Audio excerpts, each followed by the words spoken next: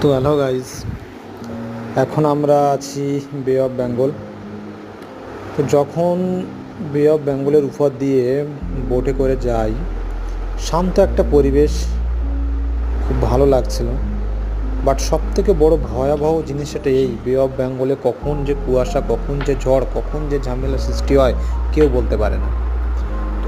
এই জায়গাটায় সবথেকে বিপজ্জনক একটা, যে এই জায়গার পরিস্থিতি যে কখন পাল্টে যাবে কেউ জানে না। ওই জন্য আমাদের বোটে, আমাদের নৌকাতে প্রত্যেকটা মানুষ ভয়ে শান্তশিষ্ট হয়ে বসেছিল। আমার, বিশেষ করে আমার খুব ভয় লাগছিল সত্যি বলতে।